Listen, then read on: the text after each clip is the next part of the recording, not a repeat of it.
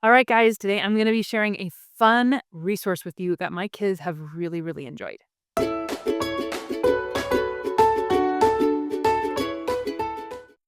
Hey, thanks for joining me. If you're new, welcome. Today I am sharing a resource that we have just finished reading through and has been a great hit with our family. So, if you've watched some of my past videos, you may know or may have seen me share a video on my favorite Bible story books, picture Bible story books.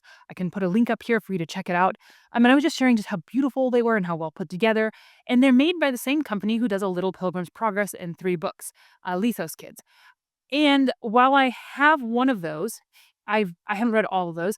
I think all of their books are really well quality, all the ones I've got my hands on at any rate. And recently, they have had a new release, and that is called The Mansoul Chronicles, Book 1, The Fall and Rise of Mansoul. And as you can see, this book is just beautiful. I just love the way they're embossed, the cloth covers. They make me happy just with how pretty they are. But this is an allegory, also from John Bunyan, who did Pilgrim's Progress, but it's a lesser known one. And this is going to be, I don't know how many books they will have to this Mansoul series, but this is book 1. So there is another one at least expected. I don't know when, or like I said, how many. But I want to show you inside and just give you an idea of what this is. So, like I said, it's another allegory by John Bunyan. And basically, the king, Shaddai, you'll be able to see some of these, creates this beautiful town called Mansoul. And in it, he gives people to govern the town. He has, Sir Will, Sir Reason, Sir Conscience, Sir, um, I'm trying to remember, there's another one. People, you'll recognize what I mean, to govern the town. And he gives them some rules. He tells people not to let anyone else in, um, and gives them some laws to have a wonderful life in Mansoul. And then comes along the tempter, who has been kicked out of the king's presence for disobedience, and he tempts the town to let him in, even though the king has told them not to let anyone else in. And of course, the tempter comes in the form of, I think, 3 people, like a wolf, a dragon, and something else. And they're called Diabolus, Belial. I don't remember the third one. Anyway, so he spends time tempting people or tempting Sir Will, Sir Conscience, Sir Reason, um, to let him in. And of course, eventually they let him in. They succumb to his lies and they believe it and they let him in.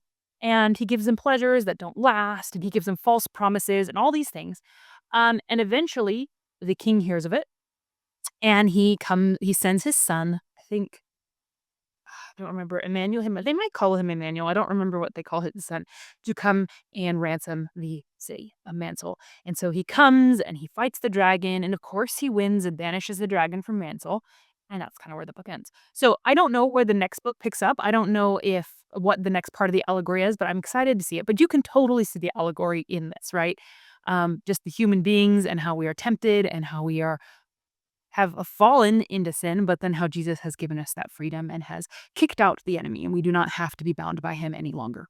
So, I think it's a great allegory, and I think these stories are really good, and the illustrations are really good for provoking children's conversations and thoughts. Like, it gives them a visual and an idea and a story that they can comprehend, because some of these thoughts are big, and it gives them just conversations. So we've read it once, we will be reading it again.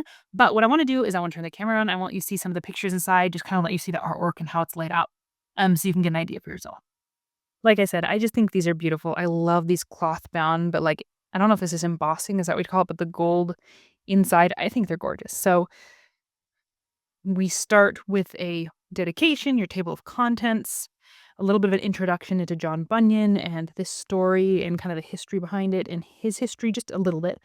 A note to parents talking about the allegory and about the suitability of it for your children, depending on how easily scared they are or whatever. And then they're in chapters. So let's just flip through. And this is the creation of the universe and of a man's soul. And I think these illustrations are gorgeous. I love them. And how he filled it with all sorts of good and godliness and gave them joy and gave them reminders of himself and rules to obey and set them to obey and writing the rules on their hearts. It talks about, he created some gates, the ear gate and the eye gate, which I think is interesting, where people could come in, where they have access to and where they need to defend and not let anything in. And then they have a little bit of a summary, some understanding of the allegory, and a few questions. So, like, just some comprehension questions for your children if they're old enough. Let me flip forward a little bit and pick another one here, just a random one towards the back, so you can kind of get a good idea of what the inside looks like.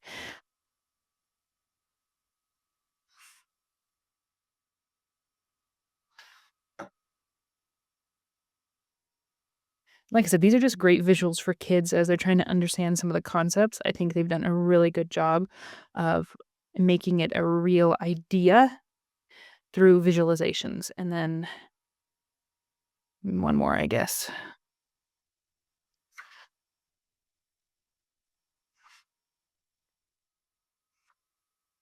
I love the art they put in these.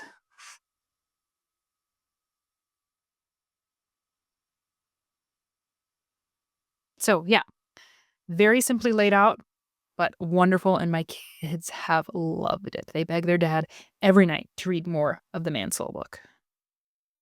I hope you enjoyed that. I hope this helps you know if you're interested in purchasing it yourself. I will link it down below.